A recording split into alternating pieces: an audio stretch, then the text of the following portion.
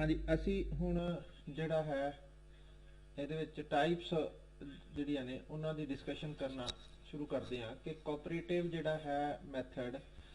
ਇਹ ਕੋਈ ਇੱਕ ਐਜੂਕੇਸ਼ਨਿਸਟ ਵੱਲੋਂ ਡਿਵੈਲਪ ਕੀਤਾ ਹੋਇਆ ਮੈਥਡ ਨਹੀਂ ਹੈ ਔਰ ਇਹਦੀ ਟੈਕਨੀਕਸ ਜਿਹੜੀਆਂ ਨੇ ਇਹ ਡਿਫਰੈਂਟ ਫਿਲਾਸਫੀਜ਼ ਤੋਂ ਆਈਆਂ ਨੇ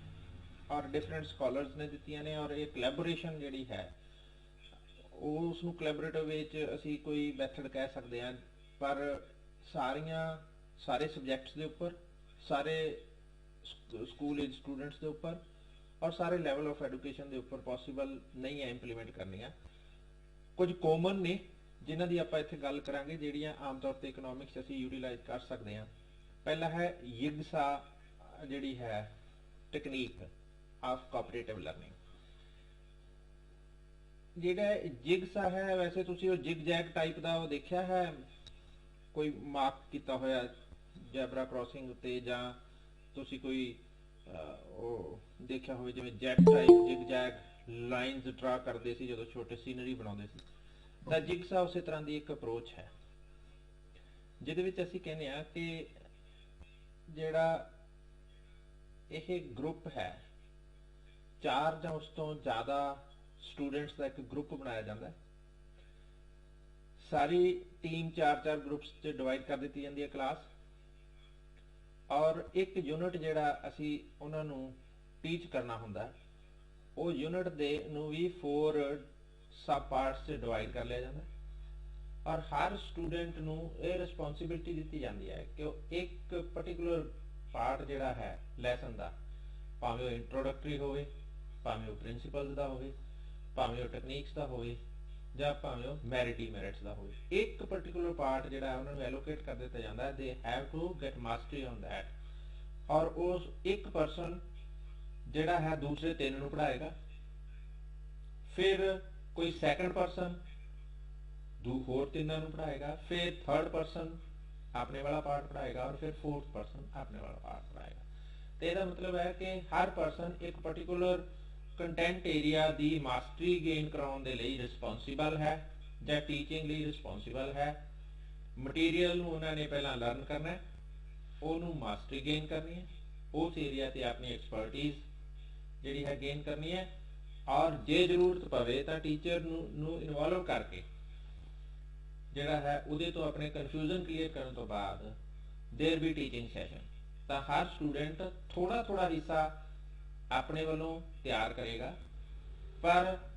ਜਦੋਂ ਉਹ ਇੱਕ ਦੂਸਰੇ ਨੂੰ ਟੀਚ ਕਰਨਗੇ ਕੋਲੈਬੋਰੇਟਿਵ ਐਫਰਟਸ ਦੇ ਨਾਲ ਉਹ ਕੰਪਲੀਟ ਹੋਲ ਜਿਹੜਾ ਯੂਨਿਟ ਆਫ ਜਾਂ ਕਨਸੈਪਟ ਆਫ ਟੀਚਿੰਗ ਹੈ ਉਸ ਦੇ ਉੱਪਰ ਮਾਸਟਰੀ ਗੇਨ ਕਰ ਲੈਣਗੇ ਇੰਨੀ ਗੱਲ ਸਮਝ ਆਈ ਕਿਸੇ ਨੂੰ ਕਿ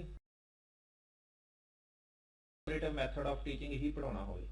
ਤਾਂ ਇੱਕ ਜਿਹੜਾ ਹੈ ਮੈਂਬਰ ਉਹਦੇ ਵਿੱਚੋਂ ਉਹ ਇਸ ਨੂੰ ਇੰਟਰੋਡਿਊਸ ਕਰਵਾਏ दूसरा ਜਿਹੜਾ ਹੋਏਗਾ ਉਹ ਇਹਦੇ ਬੇਸਿਕ ਪ੍ਰਿੰਸੀਪਲਸ ਨੂੰ ਐਕਸਪਲੇਨ ਕਰੇਗਾ ਤੀਸਰਾ ਜਿਹੜਾ ਹੈ ਉਹ ਟੈਕਨੀਕਸ ਦੀ ਗੱਲ ਕਰੇਗਾ ਤੇ ਚੌਥਾ ਜਿਹੜਾ ਹੈ ਮੈਰਿਟ ਡੀਮੈਰਿਟ ਨੂੰ ਟੀਚ ਕਰੇਗਾ ਤਾਂ ਅਸੀਂ ਉਹਨਾਂ ਨੂੰ ਕੰਟੈਂਟ ਡਿਵਾਈਡ ਕਰਕੇ ਦੇ ਦਿੰਦੇ ਆ ਕਿ ਪਹਿਲੇ ਨੂੰ ਸਿਰਫ ਇੰਟਰੋਡਕਟਰੀ ਫੇਜ਼ ਦੇ ਦਿੱਤਾ ਦੂਸਰੇ ਨੂੰ ਜਿਹੜਾ ਹੈ ਪ੍ਰਿੰਸੀਪਲਸ ਦੇ ਦਿੱਤੇ ਤੀਸਰੇ ਨੂੰ ਟੈਕਨੀਕਸ ਦੇ ਦਿੱਤੀਆਂ ਚੌਥੇ ਨੂੰ ਮੈਰਿਟ ਔਰ ਡੀਮੈਰਿਟਸ ਦੇ ਦਿੱਤਾ ਕਿਸੇ ਕੋਲ ਵੀ ਕੰਪਲੀਟ ਕਨਸੈਪਟ ਨਹੀਂ ਹੈ पार्शल कंसेप्ट है हर पर्सन पार्शल ते ही मास्टरी गेन करेगा और दूसरियां नू टीच करेगा और इस तरह म्यूचुअल एफर्ट्स नाल एक दूसरे तो सीख के या एक दूसरे नू सिखा के वो कंप्लीट कंसेप्ट ते मास्टरी गेन करनगे और इस नू जिवें असीं कहने आ लेना मतलब एक दूसरे तो लेन देन करना ये एक तरह नाल वटांदरा है it is exchange of learning तुसीं जिहदे ते मास्टरी गेन कर लई दूसरे नू सिखा दिओ जिहदे ते दूसरियां दी मास्टरी है उन्हां तो सीख लो ਤਾਂ ਅਸੀਂ ਇਹ ਲੈਣ ਦੇਣ ਦੀ ਜਿਹੜੀ ਹੈ ਐਕਸਚੇਂਜ ਕਰਦੇ ਹਾਂ ਇਹ ਲਰਨਿੰਗ ਐਕਸਚੇਂਜ ਹੈ ਔਰ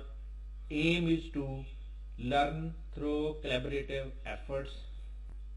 ਇਹਨਾਂ ਗੱਲ ਸਮਝ ਆ ਗਈ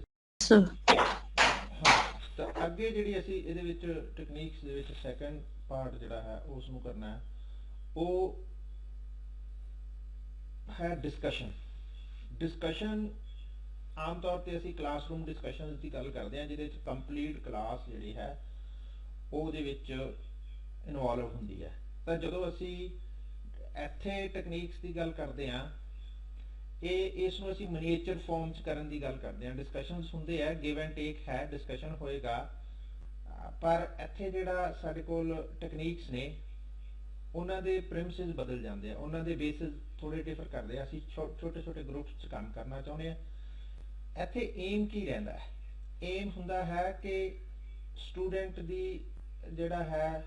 ਆਈਡੀਆ ਜਨਰੇਟ ਕਰਨ ਦੀ ਸਕਿੱਲ ਡਿਵੈਲਪ ਕਰਨੀ ਹੈ। ਸਟੂਡੈਂਟਸ ਨੂੰ ਪਾਰਟਿਕੂਲਰ ਪੁਆਇੰਟਡ ਕੁਐਸਚਨ ਜੇ ਉਹਨਾਂ ਨੂੰ ਕੋਈ ਕਰੇ ਤਾਂ ਉਹਨੂੰ ਆਨਸਰ ਕਰਕੇ ਆਪਣੇ ਆਪ ਨੂੰ ਐਕਸਪ੍ਰੈਸ ਕਰਨਾ ਆਉਣਾ ਚਾਹੀਦਾ ਹੈ। ਇਸ ਤਰ੍ਹਾਂ ਦੀ ਸਕਿੱਲ ਅਸੀਂ ਡਿਵੈਲਪ ਕਰਨਾ ਚਾਹੁੰਦੇ ਹਾਂ। ਅਸੀਂ ਇਹ ਵੀ ਨਾਲ ਸਕਿੱਲ ਡਿਵੈਲਪ ਕਰਨਾ ਚਾਹੁੰਦੇ ਹਾਂ ਕਿ ਜਦੋਂ ਕੋਈ ਐਵੀਡੈਂਸ ਦਿੱਤੀ ਜਾਵੇ, ਜਦੋਂ ਕੋਈ ਪਰਸਨ ਆਪਣੇ ਵੱਲੋਂ ਕੋਈ ਸਪੋਰਟਿਵ ਐਵੀਡੈਂਸ ਦਿੰਦਾ ਹੈ ਤਾਂ ਉਸ ਨੂੰ ਇਵੈਲੂਏਟ ਕਿਵੇਂ ਕਰਨਾ ਹੈ ਕਿ ਉਹ ਜੈਨੂਇਨ ਦੇ ਰਿਹਾ ਹੈ ਜਾਂ ਬਾਇਸਡ ਹੈ, ਜਾਂ ਉਹ ਇੱਕ ਫਰੋਜਰੀ ਡਾਟਾ ਹੈ, ਜਾਂ ਉਸਦੀ ਜਿਹੜੀ ਅਥੈਂਟਿਕ ਸੋਰਸ ਕੀ ਹੈ। ਜਦੋਂ ਵੀ ਕੋਈ ਪਰਸਨ, ਤੁਸੀਂ ਡਿਬੇਟਸ ਦੇਖੀਆਂ ਹੋਣਗੀਆਂ ਟੀਵੀ ਤੇ, ਰੋਜ਼ ਡਿਬੇਟਸ ਆਉਂਦੀਆਂ, ਮੂਰਖ ਤੋਂ ਮੂਰਖ ਉੱਥੇ ਕਈ ਵਾਰ ਐਕਸਪਰਟ ਆਏ ਹੁੰਦੇ ਆ ਤੇ ਉਹ ਆਪਣੇ ਵੱਲੋਂ ਕੋਈ ਵੀ ਮਤਲਬ ਫੇਕ ਡਾਟਾ ਬੋਲ ਕੇ ਆਪਣੇ ਆਪ ਨੂੰ ਜਸਟੀਫਾਈ ਕਰਨ ਦੀ ਕੋਸ਼ਿਸ਼ ਕਰਦੇ ਆ। ਤਾਂ ਉਹਨੂੰ ਕਾਊਂਟਰ ਕਰਨ ਦੇ ਲਈ ਪਹਿਲਾਂ ਸਾਡੇ ਕੋਲ ਇਹ ਸਕਿੱਲ ਹੋਣੀ ਚਾਹੀਦੀ ਹੈ ਕਿ ਜਿਹੜਾ ਡਾਟਾ ਉਹ ਦੇ ਰਿਹਾ ਉਹਨੂੰ ਅਥੈਂਟਿਕ ਸੋਰਸ ਜਿਹੜਾ ਹੈ, ਉਹਦੀ ਰੈਲੀਵੈਂਸ, ਉਹਦੀ ਅਥੈਂਟਿਸਿਟੀ ਇਵੈਲੂਏਟ ਕਰਨ ਦੀ ਸਕਿੱਲ। ਤਾਂ ਅਸੀਂ ਇਹ ਸਕਿੱਲ ਜਿਹੜੀ ਹੈ ਡਿਸਕਸ਼ਨ ਦੇ ਵਿੱਚ, ਅਸਲ 'ਚ ਅਸੀਂ ਇਹੀ ਕਹਿੰਦੇ ਹਾਂ ਕਿ ਡਿਸਕਸ਼ਨ 'ਚ ਤੁਸੀਂ ਕੀ ਸਿੱਖਦੇ ਹੋ। ਇੱਕ ਤਾਂ ਸਿੱਖਦੇ ਆ ਪੋਜੀਸ਼ਨ ਆਫ ਔਰ philosophy of angle of opinion of hour on and others. ਆਪਣਾ ਤੇ ਦੂਸਰਿਆਂ ਦਾ ਓਪੀਨੀਅਨ ਜਿਹੜਾ ਹੈ ਉਹ ਕਿਵੇਂ ਡਿਫਰ ਕਰਦਾ ਹੈ, ਔਰ ਜੇਕਰ ਉਹ ਡਿਫਰ ਕਰਦਾ ਉਹਦੇ ਬੇਸਿਸ ਕੀ ਨੇ, ਔਰ ਉਹਨਾਂ ਬੇਸਿਸ ਦੀ ਇਵੈਲੂਏਸ਼ਨ ਕਰਨੀ ਤੁਹਾਨੂੰ ਆਉਣੀ ਚਾਹੀਦੀ ਹੈ। ਔਰ ਜੇਕਰ ਤੁਹਾਨੂੰ ਕੋਈ ਤੁਹਾਡੇ ਵੱਲੋਂ ਰੱਖੇ ਓਪੀਨੀਅਨ ਨੂੰ ਕੁਐਸਚਨ ਕਰੇ ਤਾਂ ਉਹਨੂੰ ਕਾਊਂਟਰ ਕਿਵੇਂ ਕਰਨਾ ਹੈ, ਔਰ ਤੁਸੀਂ ਆਪਣੇ ਆਈਡੀਆ ਨੂੰ ਡਿਵੈਲਪ ਤੇ ਐਕਸਪ੍ਰੈਸ ਕਿਵੇਂ ਕਰਨਾ ਹੈ। ਇਹ ਚਾਰ ਸਕਿੱਲਸ ਜਿਹੜੀਆਂ ਨੇ ਇਹਨਾਂ ਦੇ ਉੱਪਰ ਬੇਸ ਕਰਕੇ ਅਸੀਂ, ਅਸਲ 'ਚ ਇਹ ਇੱਕ ਟੈਕਨੀਕ ਹੈ ਜਿਹਦੇ ਵਿੱਚ ਅਸੀਂ ਮਨੀਏਚਰ ਫਾਰਮ ਦੇ ਵਿੱਚ ਬੱਚਿਆਂ ਨੂੰ ਛੋਟਾ ਗਰੁੱਪ ਦੇ ਕੇ ਉਹਦੇ ਵਿੱਚ ਇਹ ਸਕਿੱਲ ਰਿਫਾਈਨ ਕਰਨੀਆਂ ਹੁੰਦੀਆਂ। ਇਹਦੇ 'ਚ ਜਿਹੜੀ ਸਭ ਤੋਂ ਪਹਿਲੀ ਟੈਕਨੀਕ ਹੈ ਉਹਦਾ ਨਾਮ ਰੱਖਿਆ ਥਿੰਕ, ਪੇਅਰ ਐਂਡ ਸ਼ੇਅਰ।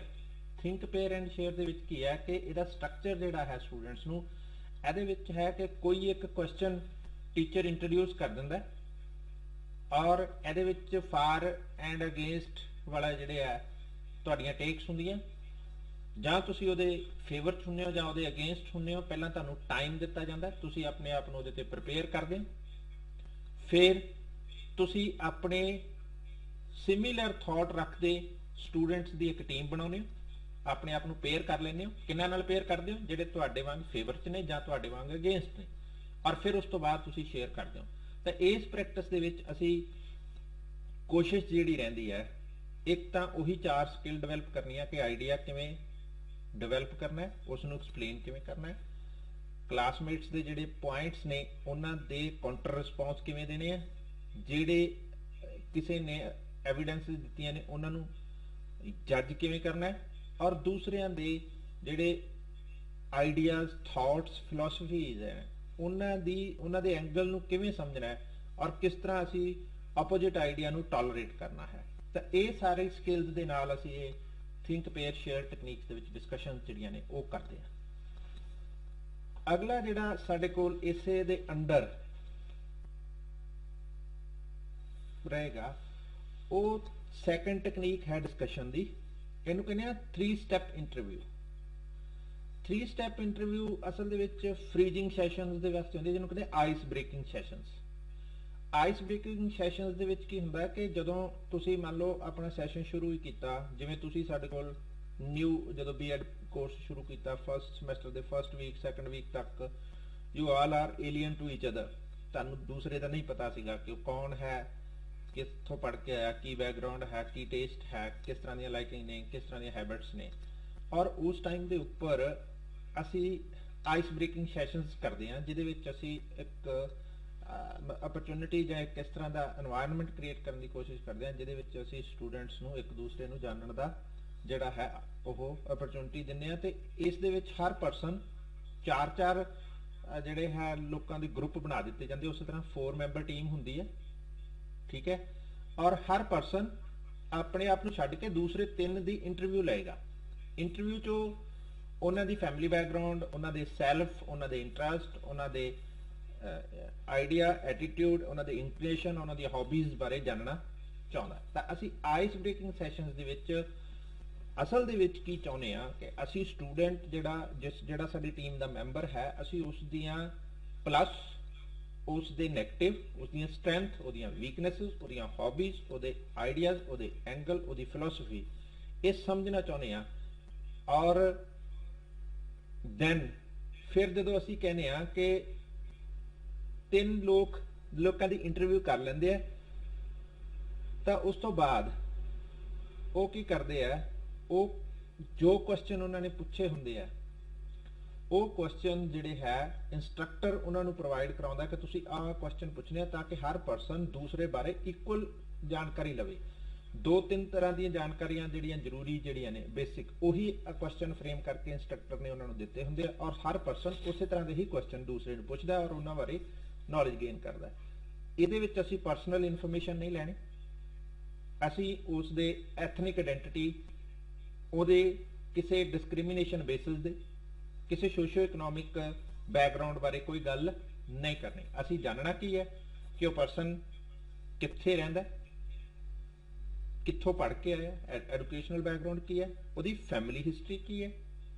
ਠੀਕ ਹੈ, ਉਹਦੀਆਂ ਚੋਇਸਸ, ਉਹਦੀਆਂ ਪ੍ਰੈਫਰੈਂਸਸ, ਉਸ ਦੇ ਅੱਜ ਤੱਕ ਦੇ ਅਕੈਡਮਿਕ ਐਕਸਪੀਰੀਅੰਸਸ। ਤਾਂ ਅਸੀਂ ਉਹ ਚੀਜ਼ਾਂ ਹੀ ਸਿਰਫ ਜਾਣਨੀਆਂ ਨੇ ਜਿਹੜੀਆਂ ਸਾਨੂੰ ਐਜ਼ ਏ ਟੀਮ ਮੈਂਬਰ ਕੰਮ ਕਰਨ ਲਈ ਜ਼ਰੂਰੀ ਨੇ। ਔਰ ਇਸ ਤੋਂ ਬਾਅਦ ਫਿਰ ਜਿਹੜੇ ਹਰ ਪਰਸਨ 3-3 ਦੀ ਇੰਟਰਵਿਊ ਲੈ ਲੈਂਦਾ, ਉਸ ਤੋਂ ਬਾਅਦ ਫਿਰ ਉਹਨਾਂ ਦੇ ਇੱਕ ਗਰੁੱਪ ਬਣਾਇਆ ਜਾਂਦਾ ਜਿਹਦੇ ਵਿੱਚ ਲਾਈਕਿੰਗ ਰੱਖਦੇ ਲੋਕਾਂ ਨੂੰ ਇੱਕ ਜਗ੍ਹਾ ਕਲੱਬ ਕਰ ਦਿੱਤਾ ਜਾਂਦਾ। 3 ਸਟੈਪ ਇੰਟਰਵਿਊ ਤੋਂ ਬਾਅਦ ਹਰ ਪਰਸਨ ਜਦੋਂ ਦੂਸਰੇ ਨੂੰ ਸੁਣ ਲੈਂਦਾ, ਦੂਸਰੇ ਦੇ ਆਈਡੀਆ ਜਿਹੜੇ ਨੇ ਉਹਨਾਂ ਬਾਰੇ ਉਸ ਨੂੰ ਪਤਾ ਲੱਗ ਜਾਂਦਾ, ਤਾਂ ਫਿਰ ਉਹ ਆਪਣੇ ਲਾਈਕਿੰਗ ਵਾਲੇ ਗਰੁੱਪ ਨਾਲ ਕੰਮ ਕਰਨਾ ਪ੍ਰੈਫਰ ਕਰਦਾ। ਔਰ that is a natural human psychology ਕਿ ਅਸੀਂ ਆਪਣੀ ਕੰਫਰਟ, ਆਪਣੀ ਲਾਈਕਿੰਗ 'ਚ ਰਹਿਣਾ ਜ਼ਿਆਦਾ ਪਸੰਦ ਕਰਦੇ ਹਾਂ। ਤਾਂ ਇਸ ਤਰ੍ਹਾਂ ਨਾਲ ਟੀਮ ਬਣਦੀ ਹੈ ਔਰ ਇਸ ਤੋਂ ਬਾਅਦ ਫਿਰ ਜਿਹੜੀ ਹੈ ਅਗਲਾ ਕੰਮ ਸ਼ੁਰੂ ਹੋਏਗਾ। ਫਿਰ ਥਰਡ ਜਿਹੜਾ ਮੈਥਡ ਇਹਦੇ ਵਿੱਚ ਅਡਾਪਟ ਕੀਤਾ ਜਾਂਦਾ, ਉਸ ਨੂੰ ਅਸੀਂ ਕਹਿੰਦੇ ਹਾਂ ਰੈਸੀਪ੍ਰੋਕਲ ਟੀਚਿੰਗ ਮੈਥਡ। ਸਲੇਵਨ ਜਿਹੜੇ 1996 ਦੇ ਵਿੱਚ ਜਿਹੜੇ ਹੈ ਇਹ ਕਹਿੰਦੇ ਆ ਕਿ student who give each other elaborated explanation are the student who learn most in cooperative learning। ਆ ਕਹਿੰਦੇ ਆ ਕਿ ਸਟੂਡੈਂਟ ਜਦੋਂ ਇੱਕ ਦੂਸਰੇ ਨੂੰ ਪੜ੍ਹਾਉਂਦੇ ਆ ਜਾਂ ਇੱਕ ਸਾਥੀ ਦੂਸਰੇ ਨੂੰ ਆਪਣਾ ਵੱਲੋਂ ਕੋਈ ਕਨਸੈਪਟ ਐਕਸਪਲੇਨ ਕਰਦਾ ਤਾਂ ਬੈਟਰ ਸਿੱਖਦੇ ਆ। ਤਾਂ ਇਹਦੇ ਵਿੱਚ ਵੀ ਕੁਝ ਟੈਕਨੀਕਸ ਨੇ ਜਿਹੜੀਆਂ ਅਸੀਂ ਰੈਸੀਪ੍ਰੋਕਲ ਟੀਚਿੰਗ ਮੈਥਡ ਦੇ ਵਿੱਚ ਯੂਜ਼ ਕਰਦੇ ਆ ਇਹਦੇ ਅੰਡਰ ਕੋਆਪਰੇਟਿਵ ਲਰਨਿੰਗ ਦੇ। ਇਹਦੇ ਵਿੱਚ ਪਹਿਲਾ ਹੈ note taking pairs. Note taking pairs ਜਿਹੜੇ ਹੈ ਇਹ ਸਾਡੇ ਕੋਲ ਇਸ ਤਰ੍ਹਾਂ ਦਾ ਹੈ ਕਿ ਜਿਹੜੇ ਪੂਅਰ ਨੋਟ ਟੇਕਿੰਗ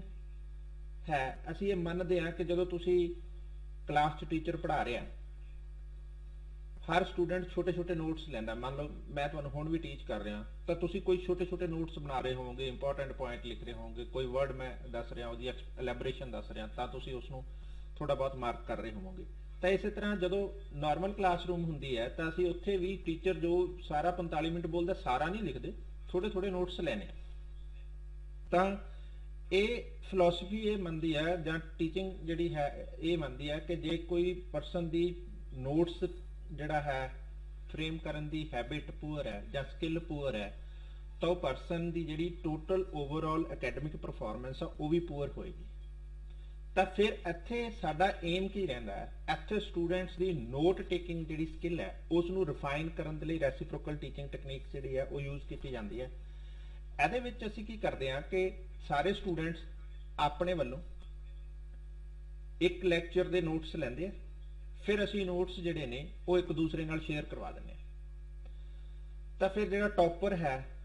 ਉਹਦਾ ਨੋਟਸ ਜਦੋਂ ਐਵਰੇਜ ਕੋਲ ਜਾਂਦਾ ਹੈ, ਐਵਰੇਜ ਦਾ ਜਦੋਂ ਨੋਟਸ ਟੌਪਰ ਕੋਲ ਜਾਂਦਾ ਹੈ, ਦੋਵਾਂ ਦੇ ਪੋਜ਼ਿਟਿਵ ਤੇ ਨੈਗੇਟਿਵ ਤੋਂ ਸਿੱਖਦੇ ਆ। ਔਰ ਜਦੋਂ ਇੱਕ ਐਵਰੇਜ ਸਟੂਡੈਂਟ ਕੋਲ ਇੱਕ ਗਿਫਟਡ ਸਟੂਡੈਂਟ ਦਾ ਜਾਂ ਕਲਾਸ ਦੇ ਟੌਪਰ ਦਾ ਨੋਟਸ ਪਹੁੰਚਦਾ ਹੈ ਤਾਂ ਉਹ ਇਹ ਸਮਝ ਸਕਦਾ ਹੈ, ਉਹਨੂੰ ਇਹ ਅੰਡਰਸਟੈਂਡਿੰਗ ਬੈਟਰ ਵੇ ਨਾਲ ਹੁੰਦੀ ਹੈ ਕਿ ਵਾਈ ਹੀ ਔਰ she is topper of the class. ਇਹ ਜਦੋਂ ਨੋਟਸ ਲੈਂਦਾ ਹੈ ਕਿਹੜੇ-ਕਿਹੜੇ ਮੇਨ ਪੁਆਇੰਟਸ ਜਿਹੜੇ ਨੇ ਨੋਟ ਕਰਦਾ। ਜਾਂ ਇਹਦੇ ਨੋਟ ਲੈਣ ਦੀ ਟੈਕਨੀਕ ਕੀ ਹੈ, ਕਿਵੇਂ ਇਹਦੇ ਨੋਟਸ ਜਿਹੜੇ ਨੇ ਇਹਨੂੰ ਰਿਕਾਲ 'ਚ ਹੈਲਪ ਕਰਦੇ ਆ। ਤਾਂ ਇਸ ਤਰ੍ਹਾਂ ਨਾਲ ਅਸੀਂ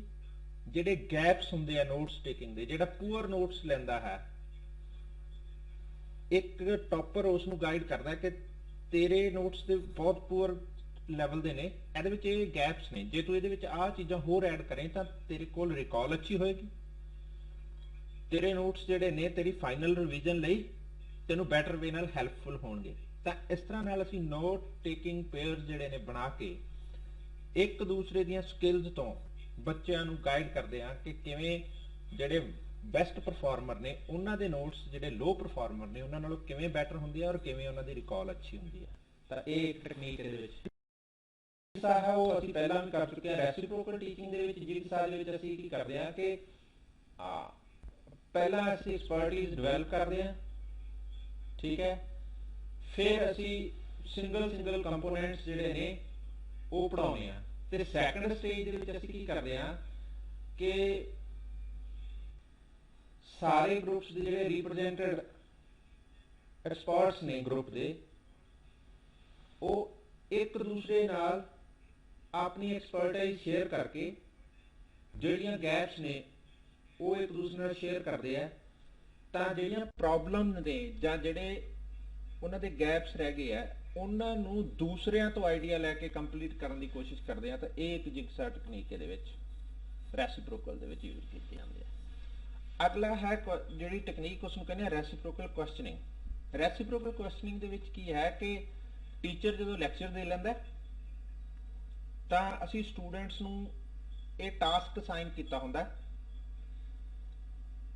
ਕਿ ਤੁਸੀਂ ਟੀਚਰ ਨੂੰ ਕੁਐਸਚਨ ਜਿਹੜੇ ਹੈ ਪੁੱਛਣੇ ਹੈ, ਔਰ ਜਦੋਂ ਕੁਐਸਚਨ ਟੀਚਰ ਨੂੰ ਪੁੱਛਿਆ ਜਾਏਗਾ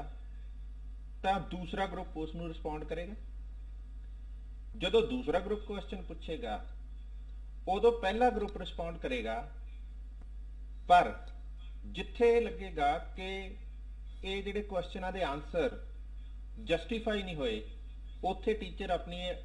ਜਿਹੜੀ ਹੈ ਐਕਸਪਰਟ opinion ਐਡ ਕਰੇਗਾ। ਤਾਂ ਇਹਦਾ ਮਤਲਬ ਕੀ ਹੈ ਕਿ ਜਦੋਂ ਤੁਸੀਂ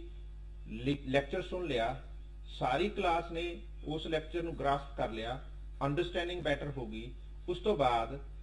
ਹਰ ਕੋਈ ਆਪਣੇ ਕਨਫਿਊਜ਼ਿੰਗ, ਆਪਣੇ ਗ੍ਰੇ ਜ਼ੋਨਸ ਔਰ ਆਪਣੇ ਜਿਹੜੇ ਡਾਊਟਸ ਨੇ ਉਹਨਾਂ ਤੇ ਕੁਐਸਚਨ ਫਰੇਮ ਕਰੇਗਾ। ਜਦੋਂ ਕੁਐਸਚਨ ਪੁੱਛਿਆ ਜਾਏਗਾ ਕੋਈ ਹੋਰ ਸਟੂਡੈਂਟ ਜਿਹੜਾ ਉਸ ਨੂੰ ਬੈਟਰ ਵੇ ਨਾਲ ਜਾਣਦਾ ਉਹ ਉਸ ਨੂੰ ਰਿਸਪੌਂਡ ਕਰਨ ਦੀ ਕੋਸ਼ਿਸ਼ ਕਰੇਗਾ। ਸਿੱਖਣਗੇ ਆਪਸ 'ਚ ਹੀ ਇੱਕ ਦੂਸਰੇ ਨਾਲ ਕੁਐਸਚਨ ਆਨਸਰਿੰਗ ਕਰਕੇ, ਪਰ ਜਿੱਥੇ ਐਕਸਪਰਟ ਓਪੀਨੀਅਨ ਦੀ ਲੋੜ ਹੋਏਗੀ ਉੱਥੇ ਟੀਚਰ ਉਹਦੀ ਹੈਲਪ ਕਰ ਦੇਗਾ।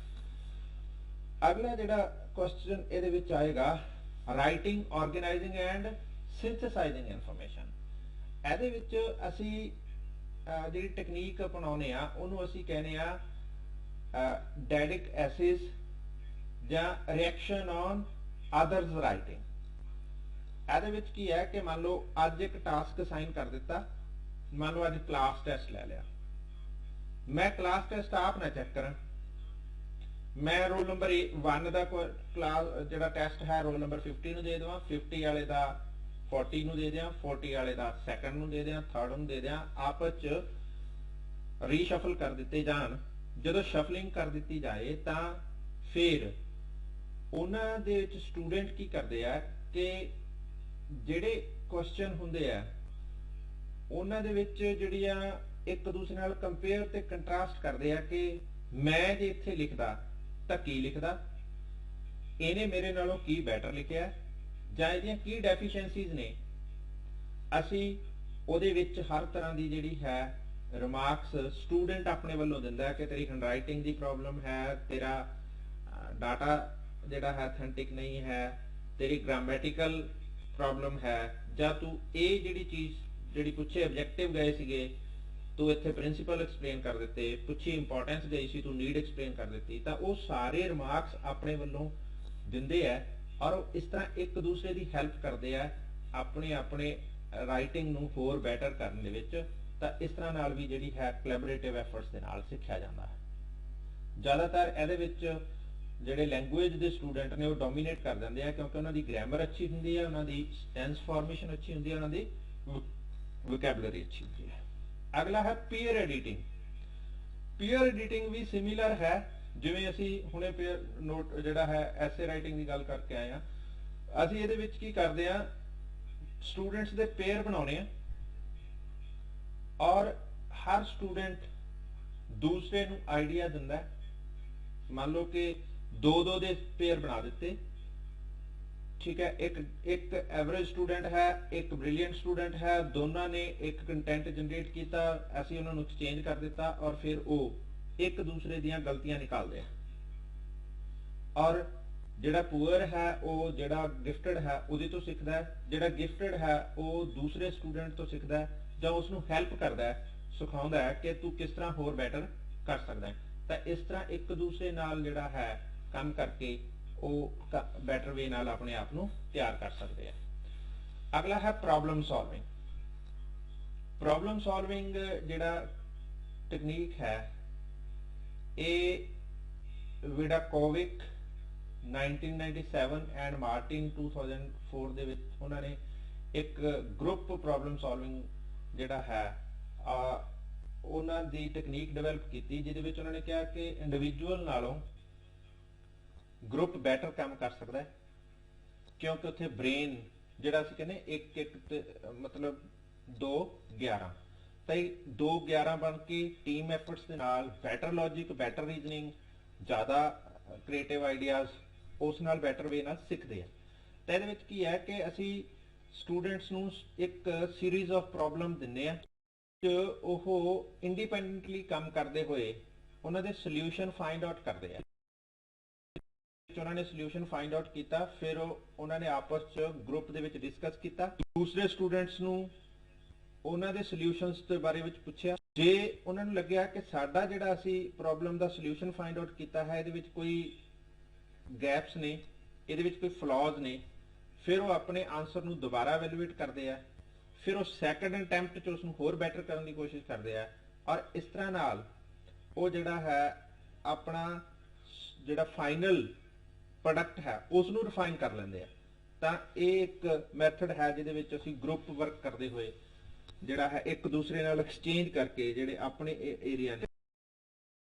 ਪ੍ਰੋਬਲਮ ਸੋਲਵਿੰਗ 'ਚ ਜਿਹੜੀ ਸਭ ਤੋਂ ਇੰਪੋਰਟੈਂਟ ਟੈਕਨੀਕ ਮੰਨੀ ਜਾਂਦੀ ਹੈ ਉਹ ਹੈ 3 stay 1 star। 3 stay 1 star ਇਸ ਤਰ੍ਹਾਂ ਹੀ ਹੈ ਕਿ ਇੱਕ ਕਨੈਕਟਿੰਗ ਆਈਡੀਆ ਹੈ। ਇਹਦੇ ਵਿੱਚ ਕੀ ਹੈ ਕਿ 4 ਦਾ ਗਰੁੱਪ ਬਣੇਗਾ, ਇੱਕ ਸਟੂਡੈਂਟ ਦੂਸਰੇ ਗਰੁੱਪ ਕੋਲ ਜਾਏਗਾ, ਆਪਣੇ ਜੋ ਉਹਨਾਂ ਕੋਲ ਸੋਲੂਸ਼ਨ ਉਹਨਾਂ ਨੇ ਫਾਈਂਡ ਆਊਟ ਕਰ ਲਿਆ ਕਰੇਗਾ, ਕਨਫਿਊਜ਼ਨ ਹੈ, ਡਾਊਟ ਹੈ, ਉਹਦੇ ਬਾਰੇ ਚ ਉਹਨਾਂ ਤੋਂ ਕੁਐਸਚਨ ਦੇ ਥਰੂ ਇਨਫੋਰਮੇਸ਼ਨ ਕਲੈਕਟ ਕਰਨ ਦੀ ਕੋਸ਼ਿਸ਼ ਕਰੇਗਾ ਕਿ ਉਹ ਇਸ ਪ੍ਰੋਬਲਮ ਨੂੰ ਕਿਸ ਤਰ੍ਹਾਂ ਕਿਸ ਐਂਗਲ ਤੋਂ ਸੋਲਵ ਕਰਨ ਦੀ ਕੋਸ਼ਿਸ਼ ਕਰ ਰਹੇ ਹੈਗੇ ਆ। ਤਾਂ ਇਸ ਤਰ੍ਹਾਂ ਹਰ ਪਰਸਨ ਡਿਫਰੈਂਟ ਗਰੁੱਪ ਕੋਲ ਜਾਏਗਾ, ਪਰ ਜਦੋਂ ਇੱਕ ਪਰਸਨ ਦੂਸਰੇ ਕੋਲ ਗਿਆ ਹੋਏਗਾ ਤਾਂ 3 ਪਰਸਨ ਜਿਹੜਾ ਆਪਣੀ ਟੀਮ 'ਚ ਰਹਿਣਗੇ, ਉਸ ਟਾਈਮ ਤੇ ਕੋਈ ਹੋਰ ਗਰੁੱਪ ਦਾ ਮੈਂਬਰ ਉਹਨਾਂ ਕੋਲ ਆਇਆ ਹੋਏਗਾ ਔਰ ਹਰ ਟਾਈਮ 4 ਪਰਸਨ ਕਨੈਕਟਡ ਰਹਿਣਗੇ, ਪਰ ਚਾਰੇ ਆਪਣੇ ਗਰੁੱਪ 'ਚ ਨਹੀਂ ਹੋਣਗੇ। ਇੱਕ ਪਰਸਨ ਕਿਤੇ ਹੋਰ ਕਨੈਕਟ ਹੋਇਆ ਹੋਏਗਾ, ਦੂਸਰਿਆਂ ਕੋਲੋਂ ਕੁਝ ਇਨਫੋਰਮੇਸ਼ਨ ਲੈਣ ਗਿਆ ਹੋਏਗਾ ਜਾਂ ਉਹਨਾਂ ਨਾਲ ਇਨਫੋਰਮੇਸ਼ਨ ਸ਼ੇਅਰ ਕਰਨ ਗਿਆ ਹੋਏਗਾ